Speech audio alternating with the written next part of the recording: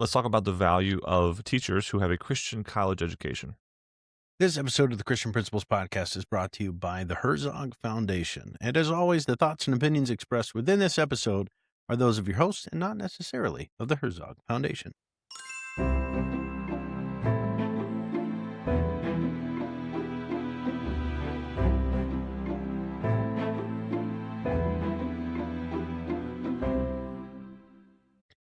Welcome to the Christian Principles Podcast. I'm Matt George. I'm Mark. We are enjoying the time that we have together in 400 follower land. Whoa. This is the first recording we are making in the land of 400 followers. We are pleased to see growth on our per episode listenership.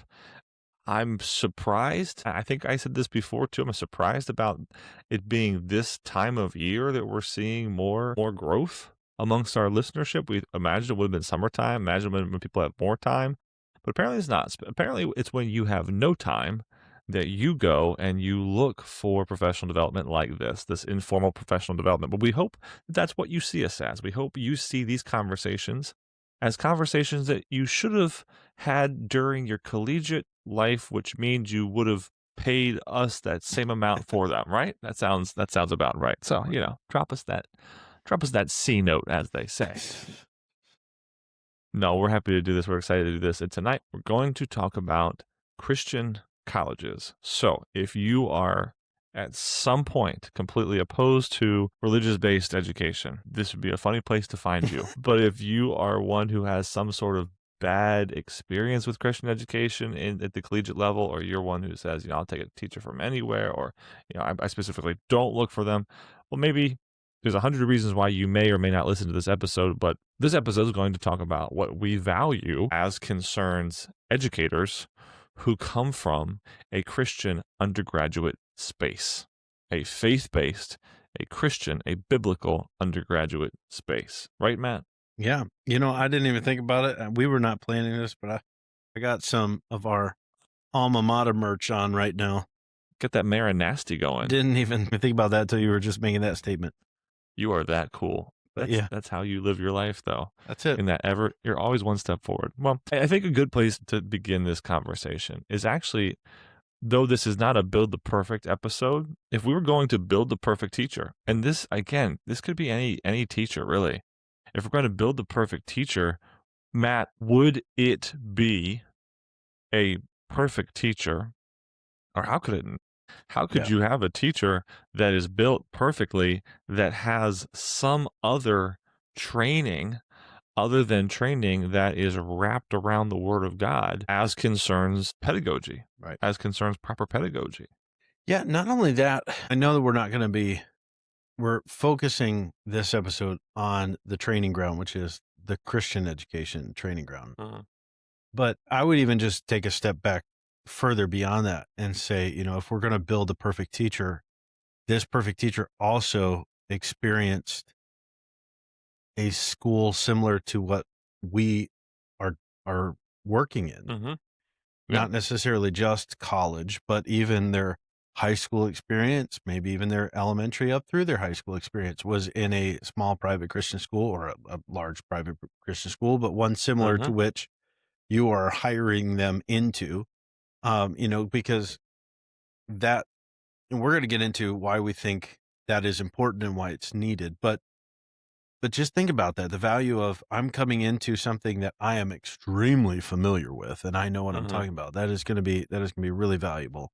But then to add to that, if there's going to be a training ground, as you said, to build the ideal teacher for us in our schools, it doesn't make a lot of sense to me to say, well, they need to be trained anywhere but a Christian college. Yeah. Now we could get into, and we could talk about the strengths and weaknesses of Christian colleges and universities, and we might hit some of that in these discussions, but that's not really our point. And if we were to say it's a perfect environment, then even the Christian education that they receive is going to be perfect. But it's best case scenario, even if the college doesn't score 100% on their training, it's still going to be the preferred situation than a state university or something to that effect. Your point concerning the likeness of you, the institution that you're serving in, and the likeness of the institutions which they have experience in, is not to be overlooked. In fact, one of the biggest champions for this that I've heard consistently throughout my time is our youth pastor, interestingly enough. But he often refers to the value of having someone who knows our schools. In fact, his daughter recently got married, and he referenced from the pulpit talking about that marriage, how his new son-in-law grew up in a family like his daughter did. And so there's an acknowledgement there. There's an understanding of big family needs, big family drama, big family dilemmas, big family holidays, whatever it happens to be.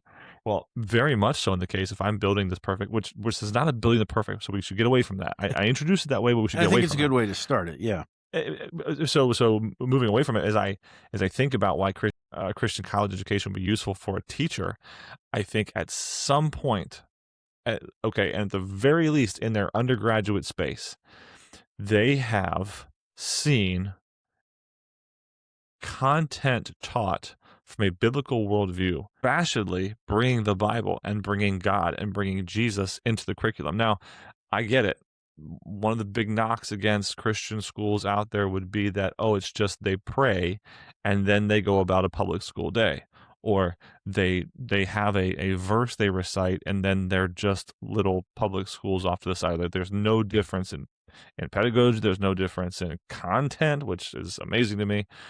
You walk into the rooms and it doesn't look any different than what you would expect to see at just a neutral political space school. Supposing that's not their experience, we would imagine their experience to then be in a place which was, again, unabashed in its Christian stance and its biblical stance, and we would hope that's what our Christian schools would be that they're walking into. So at the very least, they have an undergraduate, perhaps a graduate experience in that. But yes, all the more so, how much more useful is it to have someone who knows the sort of school that you're in? And we're talking to people, of course, across. We recently held our Max Administrators Retreat, and there were 15 plus schools represented at Administrators Retreat. Schools from 700 down to 30, and it is helpful to have people who have been in those school settings growing up. Why do we hire alumni? Why are alumni a big deal to come back to your school? Why do you look within often? Because there's something to knowing that your teachers walked the same halls, dealt with the same relative politics or positioning in your city or whatever else it happened to be, and that probably transcends Christian education. To be honest, that's just there's private schools out there, there's public schools out there where they want their alumni to come back and to help them out. Now, in higher education, you don't want to have too many of your own pumped back into your own system, but that's a different animal. But here, yeah, if we had in every graduating class a student that we had identified and then we're going to pay for their education to come back and to be, I mean, that's pretty cool. That would be a wonderful cycle of teachers coming back and populating the reserves of the place. And that, again, one of the reasons that's beautiful is because they would know what they're walking into. They would know everything from the people to the, just organizationally. Again, take the Christian off of it, put whatever worldview you want on it. It's very nice to have someone who knows how the copier works. It's very nice to have someone who knows they don't go to this person and they talk to this person this way. They go to this person, they talk to this person that sort of way. And then their message gets across as it needs to. We want that. We want people who have that level, at least that maturity, that social IQ to be able to jump in situations and do that. And if they can't develop that social IQ, perhaps it's better just to have somebody who grew up in it. So it's it's not even, what we say, second nature to them. It's something they know from the start. There's value there. And organizations, secular and sacred, would tell you that, would affirm that to you. So before we even get too far into why Christian college pedagogy training is useful, it's just useful to have somebody who has Christian education in their background. Yeah. At all. Yeah, even in another related, very, very related sense, just in a practical sense, when you are hiring, now I guess we gotta clarify. We're going to kind of build off of the assumption that perhaps the majority of Christian schools are going to have some kind of a requirement that the teachers have a salvation testimony, Mm-hmm. be perhaps, like Faith, perhaps as a non-denominational school, it's, kind of a little bit more open, but you're going to want at least to have the same philosophy. Mm-hmm.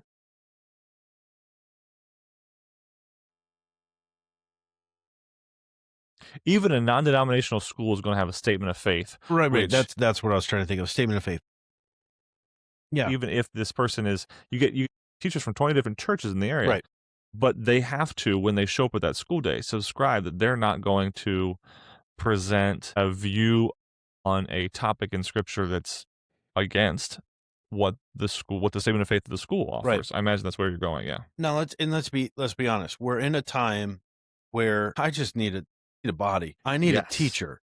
And I Mm-hmm. need somebody who is capable of both teaching the content and being able to control a classroom, which are things that are going to be taught regardless whatever educational program you're in, Christian education or state education, you're going to be taught that. Mm-hmm. So being able to have a teacher who has that, that's golden, because we're all looking for it and we're all struggling to find it. Period. Okay, just on Mm-hmm. that level. But then if you find that person, and this has happened to me, I have found that person who is perfectly qualified to teach the content. They will control the classroom, yet I've got to work through, but they go either to a different church or they don't go to church and they don't have a salvation testimony. And is this somebody that we can really put in front of our kids that Mm-hmm. clearly doesn't line up with our mission, with our philosophy, with our faith, and what we're trying to accomplish? And these are to be leaders and examples. And you have to dismiss that opportunity be, because of faith and philosophy lining up and all of those kind of things. So to know, and I think, when we go out to recruit, we're going to be recruiting from the colleges that are like-minded with us Mm-hmm. for that fact alone, because chances are, now it's not 100% certainty, but chances are when we get a candidate from one of those schools, they had to have some kind of a testimony to get into that school, and they had to, uphold the code of ethics and whatever it is while there. So chances are, when you sit down and you're looking at their philosophy, when you're looking at their testimony, it is going to be something we're like, okay, phew, we're on the same page and we can move on. Now, granted, I don't want to overlook that as just good, check it off. We just started by saying that is extremely valuable. It Mm-hmm. is.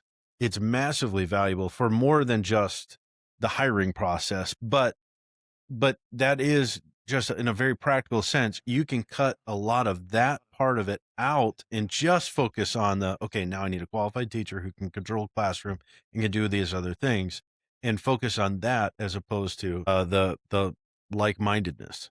We are speaking to Christian school leaders that we firmly believe are of our ilk. I'll put it that way. Right now in the state of Maryland, our schools could sign up for the state funded grant, which is for textbooks and technology.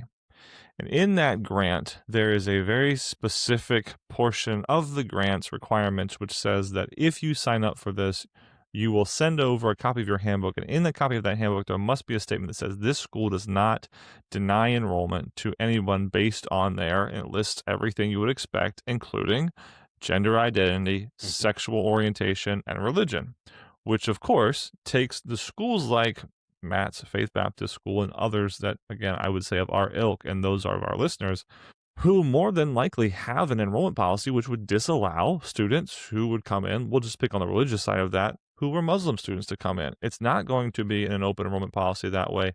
It may be evangelistic, and perhaps it is open enrollment. And so maybe the religion wouldn't hold somebody back, but then you get that sexual orientation and that gender identity. Those are going to be ones which hold back many of our, uh, I'll say sister institutions, but you and I both know there are sister institutions by name out there Mhm.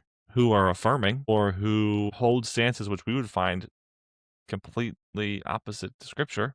So we understand that we're talking about a certain subset, but all the more reason why the Christian college experience is one we're going to look at and look for first. Because if we happen to have a certain stance on dress, music, the way we go about church life, the way we go about relationships with families, whatever it happens to be, and I start with dress and music because they come to mind first, but please don't think those are the only things that would separate us. Theology. Yeah. The level at which the church is reformed, or the church is Calvinistic, the church is like the way the church goes about evangelism, the expectation of the school. And we are talking, where we have schools and churches that are closely aligned, but a lot of Christian schools do, and even those that don't operate like we set off a statement of faith, which somebody has to write, and then somebody has to oversee, and someone has to take a line and hold a line on. The expectation that something as simple as the expectation that students will not be listening to what is considered worldly music on school property. Well, that's not going to be held across all of our Christian school institutions. And so if there is an expectation that someone coming onto school property as a faculty or staff member had never been introduced to that before, it's one less conversation I have to have with somebody who did know about that before. And I'm taking a very small slice of the pie. I get that here. But to the point of, we want Christian college educated teachers because there probably is a college or university out there which represents our ministries rather closely. And so going to them, it takes so many questions that I would have if I had just, it's very easy right now for me to go on to, say, LinkedIn, or go on to monster.com, or go on to one of the major job search sites, right? And just send out a blanket job description and to get fed back results. And you've done that. You've dug through the trash, right? I remember you doing that. And the number of candidates that come back might be 100, but the number of true candidates that come back, and even reading through their resume, we say, like, you Lucky to get mentioned God. one. Yeah, you mentioned God in here. I guess that's close enough to at least have the front of a conversation with you. That number is so small. And the way they talk about God may just be they go to, they go to their local park on Sunday mornings and they commune in nature with it could very well be so far out of line. It's not worth the time. It's not worth the effort in that recruitment. So having that Christian college that was aligned with, or, the ones that might be slightly less aligned and then slightly less, you shoot for the center of the target, you back out from the center as you need to. And that makes sense because you know what? Secular businesses do the same thing. Yeah. They start with their preferred colleges. My best friend Joseph went to Grove City. Grove City had a number of employers that would come to them and say, "We want your top guys," and that's where they went. And they would just year over year collect their employees from Grove City. So it was a little, Grove City engineering shop over here and Grove City whatever else over here, because those shops wanted those graduates. That is what it is. You want to say something? Yeah, well, maybe I need like my AACS friends that are responsible for accreditation and things to cover their ears for this part. Cover your. But I have kind of a personal opinion that maybe is best not shared on this podcast when it comes to qualified educators. In that same instance, putting the blanket recruitment out there and getting a lot of people to say, "Oh yeah, I can teach," and they're nowhere close to like-mindedness, as we were just saying. If I put out a need for a teacher in a Christian college, and let's just say that this Christian college has no education major candidates, like it's happening. The programs are shrinking. I put it out there. I put the bait out, see if anybody will take it, and I get contacted by a business major or a nursing major, or even one of those weird humanities majors. Yeah. Ain't nobody know what to do with our lives. I would so much rather give them a shot because what is the value? They may not have gone through and got the pedagogy, but they experienced Christian education. And you can say, "Hey, who is your favorite teacher? Why?" And you can do a crash course of classroom management, and you can do professional development to help them along the way. If they have the heart, they have the knowledge of the content, they can communicate it clearly, they can work. I'm just saying, like, I would so much rather take somebody with that background who perhaps doesn't have a teaching degree than to have a qualified teacher who is not like-minded at Oh, the end well, of the day. and most times our mission wouldn't allow for it. Right. We do need to get more focused on this topic as perhaps at the, why a Christian college? Why Christian college pedagogy? And you can think about your own time. I'll start with a thought here. God has blessed me to be able to teach at a number of different colleges and universities, both online and face-to-face. I have my CV pulled up here. I won't name all of the schools, but I do want to just quickly read off numbers. So I have taught education assessment, history, philosophy of education, research design education, action research, intro to exceptional learners, methods of organizational research, English Comp 1, English Comp 2. I've taught that face-to-face, hybrid, online. I've taught literature courses, Brit Lit, Western Lit, Bibles literature. I've taught journalism. I've taught research writing, English 100, so it's a college writing course, media in today's society, speech, technical writing. And I've done that at 1, 2, 3, 4, 5, 6, 7, at least 7 universities. I'll tell you right now, right here, I've expressed this to the boss I've had since 2016, routinely update her on the same, that when I go to the Christian colleges that I'm working with, and yeah, they're private colleges, sue me, and I teach an English composition course there versus the English composition course which I teach at any one of the public universities. And there, a couple of these public universities are universities of distinction. For those of you who are not watching this, I'm holding my hands one above the other right now. The level at which I can expect a student to be able to interact with me at the private Christian university, as opposed to the level I can expect a student to interact with me in the content at the generalized public university in the same exact course, which if either one were going to transfer to the other would transfer without even blinking.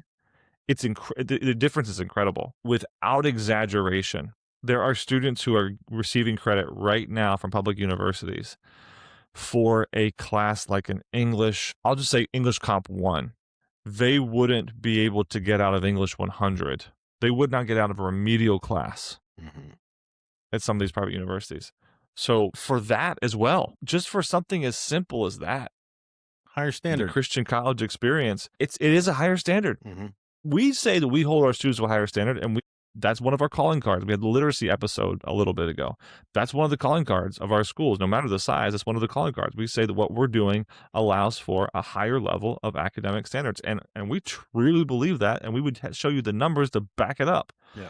Well, those students congregate at Christian colleges often, which means those Christian colleges have a student body that largely expects, or many of whom expect, to be held to a high standard.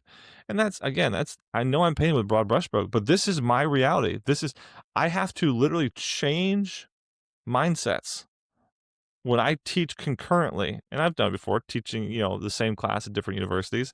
I have to change mindsets about how I even send an email to a student. The level of vocabulary I should use to send an email to a student at one university versus the level of vocabulary I should use at another university. Even instructing them on how to be appropriate in communication or with the professor, which, by the way, that's not just me being priggish. That's actual from at the universities top down. There's expectation that students will act professionally because it's part of their professional development. So the professional development includes learning how to email somebody. And the conversations I have with the text language conversations I have with some students versus the, good morning, Dr. Zockel content. Thank you so much for your kind attention to this email name. It's night and day. So you have to take my word for it. And my word's as good as for whatever you give it to be, but I've done it. I do it. There's a difference. There's a major difference between the two. When we do our self-study for accreditation, I remember there was a question about, it may have been philosophy of education or something like that. Like why is Faith Baptist School, stand out from everybody else? And you and I both jokingly wrote down, because we teach the truth. We start with the Period. truth. Done. Next question. Nothing else needs to be said about this. I also challenge you to write us up for anything besides "this is an awesome statement." I don't think they picked up that Easter egg. I don't think they did. We're gonna leave it in there for the next time. Yeah, but at me, Shane Bird. But at the same time, like, that's it. I remember talking with in my travels as a college recruiter. Mm-hmm. I was speaking with a recruiter for police academy, and we're recruiting we're helping kids with their college decisions, and we're like, hey, we get kids to ask us about criminology all the time. Like, what should we tell them? And he told me something very interesting. He said, well, if kids are interested in going into the police force, we want them to be college educated, but tell them get anything other than a criminal justice degree. And we're like, really? Why? And he said, because first of all, they come and they're know-it-alls. They feel like they know everything. And the way they were trained is not the way we train. And so we have to untrain them. And so he said, if I get a resume or whatever in front of me that says they went to college and got a criminal justice degree, I don't want them. Now, granted, I would like to think that a quality criminal justice program is going to be keeping up on what the best trainings should be, and they're going to set them up properly. But that's kind of the same thing. I don't want to have to retrain a teacher from the very beginning of, this is what we believe about education. This is what we believe about behavior. This is what we believe about grades. All these different kind of things are going to be challenged coming from anywhere else. Think about it this way, to your point exactly. In a Christian university, the pedagogy courses should be different than the pedagogy courses you're going to receive at a public university. Why? One believes in innate depravity. One believes that the student should not be, very clearly. I won't name the university, but I will say I was teaching their undergraduate English classes, and I had been doing so for a number of years successfully. Well commented on, good evaluations. A new head of freshman writing came and joined and wanted to leave her mark on the university's freshman writing program. And she told all of us who were teaching the freshman writing classes that we were no longer to be telling students they were wrong. Out of her mouth, we don't tell students they're wrong. No red ink. You will not be telling your students. This is out of her mouth in emails. I'm sending emails back saying, did I get something? Did I miss something here? To my peers and saying, wait, are you guys hearing this? Am I what's wrong? Crazy is am I what's going? So my peers are saying, well, we're just not going to listen to her. We're going to do our own thing. I'm like, I'm supposed to follow authority. I'm going to have to try this at some level. But of course, it's a joke. But that comes out of a pedagogy that she's trained in the ivory towers that say you're better off just letting the student find an editor later on and not pushing them, or never tell a student they're wrong. That same university I had in a social, the staffing side of the university, I was also told the same thing. We don't tell students no. So I don't really, I'd rather find a student who'd been told no a few times before and told you need to increase your ability, not just be okay with where you are right now. Because as we've said, failure is success. Failure is success. But get out there and fail, folks. Yeah. This episode is brought to you by our partners at the Herzog Foundation, whose mission aligns beautifully with ours to advance and support Christ-centered education. The Herzog Foundation exists to catalyze excellence in Christian schools, helping more children experience academic rigor, biblical truth, and strong moral character, all in a safe and nurturing environment. Whether through teacher training, principal development, or strategic media efforts, the Herzog Foundation is committed to helping you, the Christian school leader, fulfill your calling with excellence. Their vision is bold but clear, a national renaissance in Christian education that impacts culture for generations. At the Christian Principles Podcast, we're proud to stand with Herzog Foundation in that mission. Learn more at herzogfoundation.com. Together, we're building schools and futures on the rock of Christ. And as always, tell them that the fellas here at the Christian Principles Podcast sent you their way. Tired of report cards that look just like spreadsheets? GradeLink makes it easy to create professional, great-looking report cards that reflect your school standards. And since parents can optionally view them online, there's less paper and less hassle. Head over to cpp.gradelink.com to see how you can upgrade your report cards. I know we are hitting that time, but I do want to say this because I almost feel like, other than hearing your melodic voice in my headphones, I'm hearing our audience with those hoorahs and huzzah and preach it and shake that bush and all that, stuff. Because I'm assuming that you, our listeners, wholeheartedly agree with us. But here's something I want to kind of challenge us, and I've been kind of challenged with myself. We are in a time of really struggling to find these teachers and to find them from the Christian colleges that we are looking for. Those, Grove City moments, we're going to steal that one and say, we want the students that come from there because they're quality students, and we're struggling to see them come. And I would challenge and ask, are we sending kids there? Are we getting a hold of our kids and showing them, first of all, the talents that God has given them, perhaps is lending itself to education? Are we encouraging them? You are benefiting from a program like this. Think about the impact that you can have on the future generations. Here are quality programs that you should look into. Are we encouraging them to get there? Now, I know encouraging can only go so far because we're not the parents. We don't get to, officially say where they get to go or where they don't get to go. But, we got to be doing what we can to kind of set ourselves up to have those opportunities to be getting these perfect teachers that we're looking for.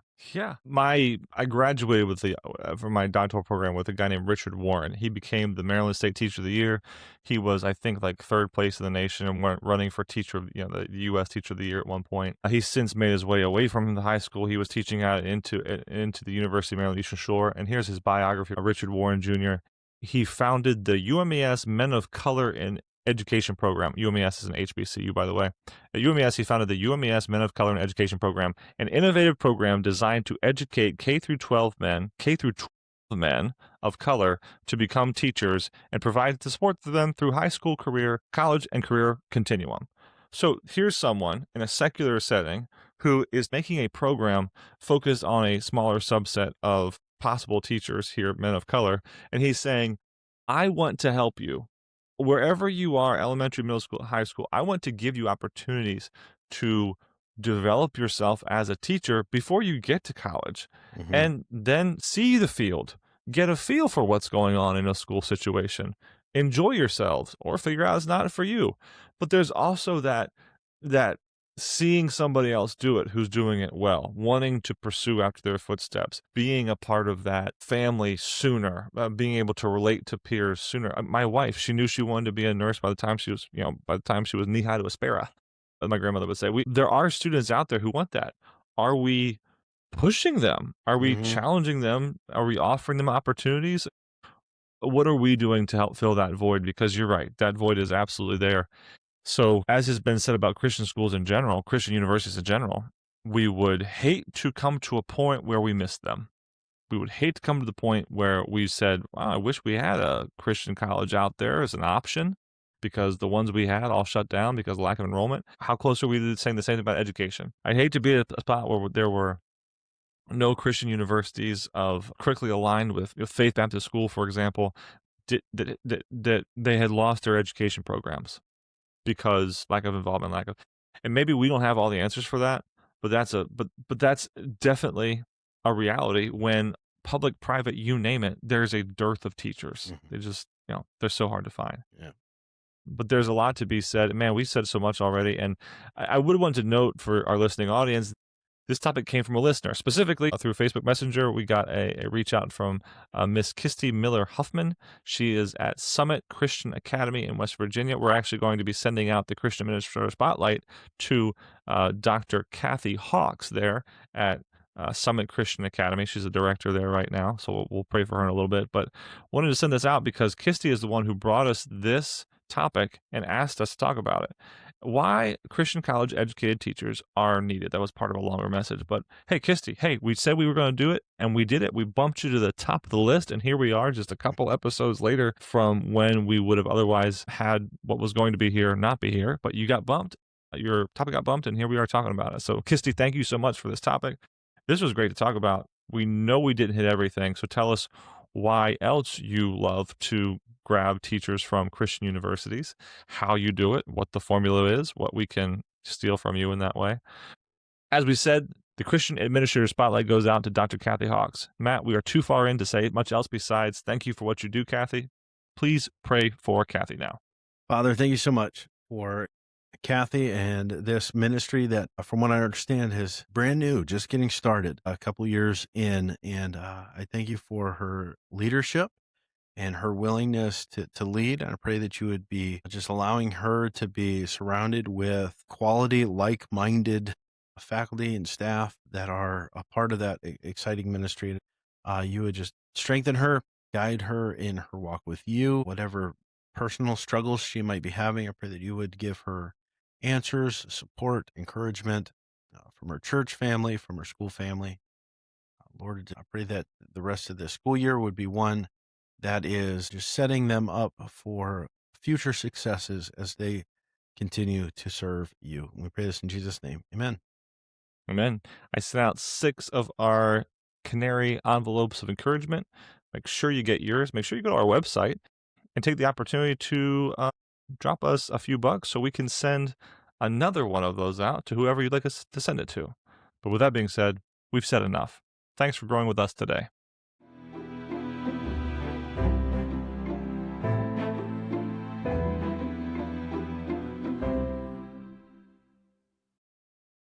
We want to thank you for listening. We're honored that you spend this time with us each week. Our heart is to bring you practical conversations and resources that really serve you as a Christian school leader. One of the best ways you can help us spread the word is by leaving us a review and sharing the podcast with other Christian school principals you're connected with. You can also follow us on Facebook and Instagram. Join the conversation and share any posts that resonate with you. Every share makes a difference in helping more leaders find encouragement and practical tools. And remember, the podcast is just one way we help. We also love serving schools through speaking and workshops. Our keynotes and sessions are designed to give you actionable strategies you can take back to your team and implement right away. If you'd like more details, just send us an email at info@christianprinciplespodcast.com. We'd love to connect. Until next time, thanks for joining us on the Christian Principles Podcast.